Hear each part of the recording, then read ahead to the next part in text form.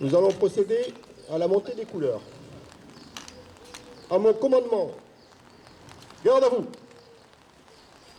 Attention pour les couleurs. Envoyez.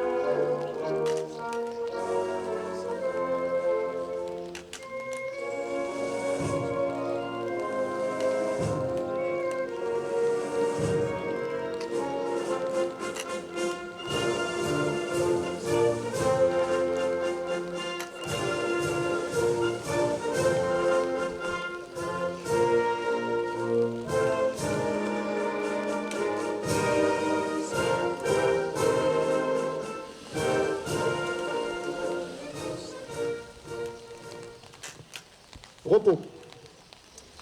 J'invite Monsieur le maire à me rejoindre pour prononcer son allocution.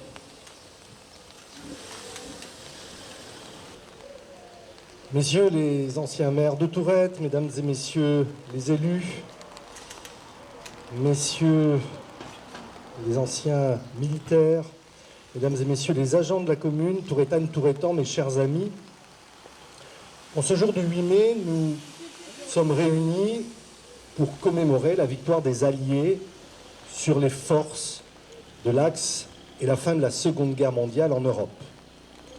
Nous sommes réunis pour rendre hommage à nos combattants héroïques et à toutes celles et ceux qui, dans l'anonymat, ont sacrifié leur vie au nom de la liberté. Entre 1939 et 1945, la guerre a mobilisé plus de 100 millions de combattants et 61 nations différentes. Les hostilités se sont déroulées sur quelques 22 millions de kilomètres carrés. Ce fut le conflit armé le plus vaste que l'humanité ait connu. Pendant 6 ans, cette guerre atroce a ravagé l'Europe et le monde.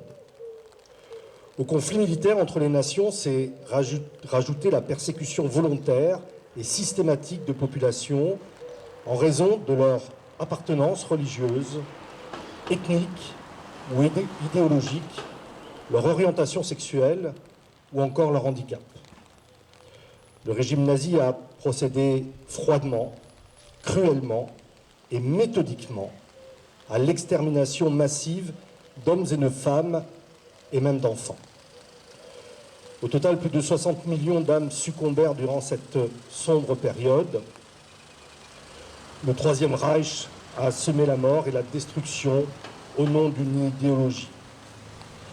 La France seule pleura la mort de presque 600 000 personnes. Des millions de victimes furent également spoliées de leurs biens avant d'être parquées dans des camps de concentration.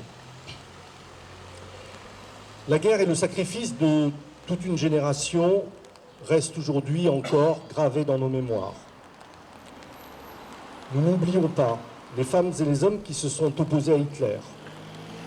Sur notre territoire, de nombreux résistants ont versé leur sang dans la clandestinité pour redonner à la France sa fierté et sa dignité. Les membres du groupe César, composés notamment de jeunes Tourettans, ont perdu la vie à la libération du pays vansois. D'autres, à l'image de Jean Ordan, ont sauvé de nombreuses personnes de confession juive par humanité. Saluons aujourd'hui leur détermination et leur courage. Au lendemain de la capitulation allemande, la guerre avait laissé notre pays ravagé. Il a fallu prendre du temps de rebâtir ce qui avait été détruit et panser les plaies d'un traumatisme sans nom. Prendre le temps aussi de construire une paix durable entre les peuples d'Europe. L'histoire et le souvenir de nos morts nous ont livré leur enseignement. Pourtant, l'actualité nous rappelle au quotidien que la guerre, les exactions et le spectre des dictatures n'appartiennent pas qu'au passé. Le 24 février dernier, la Russie de Vladimir Poutine a lancé une offensive injustifiable contre l'Ukraine, ravivant en nous le douloureux souvenir de guerres fratricides qui ont meurtri notre continent. Voilà maintenant 74 jours que les bombes retentissent en Europe, provoquant pertes et fracas. C'est pourquoi, mesdames et messieurs, en ce 8 mai, nous ne devons surtout pas oublier que la paix reste fragile. Aussi, je tiens encore à saluer une fois les Touretans d'hier et d'aujourd'hui qui, par solidarité et humanité, ont porté assistance aux victimes de la guerre, de la haine et de la tyrannie. Dans vos engagements, dans ces engagements, réside le refus de la fatalité et l'espoir d'un monde meilleur. Enfin, et pour terminer sur une note positive, je tiens également à souligner ce formidable élan de générosité et de solidarité dont ont fait preuve les Touretans, en recueillant spontanément plus d'une trentaine de réfugiés sur la commune. Sans oublier les nombreuses initiatives individuelles qui sont à l'origine d'événements caritatifs en faveur des Ukrainiens. Je suis fier d'être le maire d'habitants qui font croire en l'homme et qui nous donnent espoir. Cet espoir dont nous avons tant besoin. Vive la République et vive la France. Je vous invite à écouter le message de Geneviève Darrieussecq, ministre déléguée auprès des armées, chargée de la mémoire et des anciens combattants. La guerre a eu lieu, si tragique et terrifiante. Rien ne fut plus comme avant. Rassemblés et fraternels, nous ne l'oublions pas. La guerre a lieu, si proche et dramatique. Le visage de l'Europe en est changé. Rassemblés et fraternels, nous le savons. En ce 8 mai 2022, dans chaque ville et village de France, sur nos places, squares et jardins municipaux, devant nos monuments aux morts et mémoriaux, nous commémorons le 77e anniversaire de la fin de la Seconde Guerre mondiale en Europe, avec une singularité toute particulière en écoutant les douloureux échos du temps. Le 8 mai 1945, notre continent voyait s'achever 5 années de tempête, de douleur et de terreur. Ivresse de la victoire, mais détresse face à l'immense sacrifice consenti. Dans cette joie bouleversée, les embrassades n'ont fait oublier qu'un temps les villes ruinées, les campagnes exsangues, les proches disparus, les restrictions. L'humanité a payé le plus lourd tribut de son histoire. Elle a vu la barbarie nazie franchir le seuil de l'humanité et de l'indicible. Elle a découvert, stupéfaite et horrifiée, qu'elle pouvait s'anéantir elle-même. Chaque année, avec fidélité, avec reconnaissance, la nation porte son regard et son affection en direction de celles et ceux qui sont morts pour elle, vers celles et ceux qui ont combattu avec abnégation et qui ont contribué à abattre le fléau nazi. Nous nous souvenons du combat acharné des armées françaises et des armées alliées sur les fronts, des Français libres qui n'ont jamais cessé la lutte, du courage des résistants de l'intérieur, de chaque Française et Français qui a refusé l'abaissement de cette armée des Lumières dans l'obscurité. Dans les pas du général de Gaulle, ils ont permis à la France de rester la France. Pour notre pays, ce combat prit de nombreux visages et la victoire mit le chemin. Elle exigea tant de courage, de larmes, de deuils et de sacrifices. Il y a 80 ans, en 1942, la phalange héroïque des Français de Bir Hakeim tint tête à plusieurs divisions italiennes et allemandes. Dans un océan de sable, ils ont résisté à tous les assauts. Ils incarnent aujourd'hui encore l'orgueil de notre pays et font vibrer le cœur des peuples libres. Nous nous souvenons aussi du raid mené sur le port de Dieppe, du sacrifice des soldats canadiens, britanniques et américains qui ont ouvert la voie de la libération de la France. Nous entendons encore les cris et les pleurs des raflés du terrible mois de juillet 1942, ceux des victimes, femmes, hommes et enfants, de l'ignominie et de la folie criminelle. Nous qui savons la fragilité de la paix, le passé nous instruit, les morts nous instruisent. La mémoire est un héritage autant qu'elle est une leçon. D'abord, l'unité de la France, qui n'est jamais aussi forte que lorsqu'elle est rassemblée et solidaire, que lorsqu'elle se soustrait à la fureur des dimensions et des divisions, que lorsqu'elle regroupe le meilleur d'elle-même pour reconstruire et construire les ambitions du Conseil national de la résistance. Ensuite, le chemin de l'Europe, qui fut le seul pour la réconciliation des nations européennes, qui a été façonné par les rêves de plusieurs générations successives, qui demeure celui de l'espérance dans le progrès collectif, celui du refus du nationalisme, celui d'une fraternité vivace.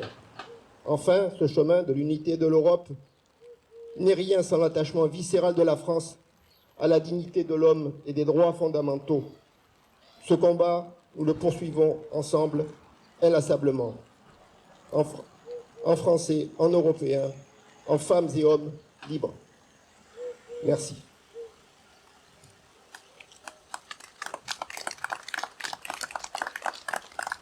Avec votre autorisation, nous allons procéder maintenant à la lecture des enfants de Tourette, morts pour la France durant la guerre de 39-45. En mon commandement, garde à vous. Ventura Michel, mort pour la France. Boursat Jean-Marie, mort pour la France. Briquet Marcel, mort pour la France. Chotasseux Marius, mort pour la France. Gazanière Roger, mort pour la France. Martini Vincent, mort pour la France. Mateucci David, mort pour la France. Musso Gabriel, mort pour la France. Repos. Monsieur le maire, nous allons procéder maintenant au dépôt de gerbe. Garde à vous.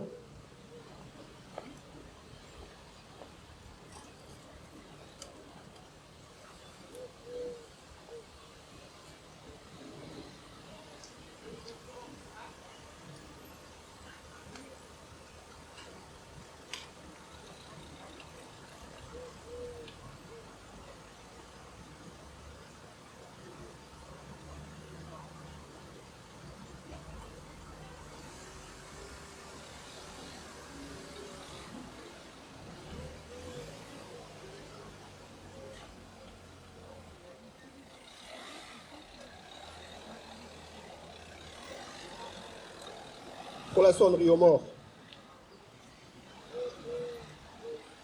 Aux morts.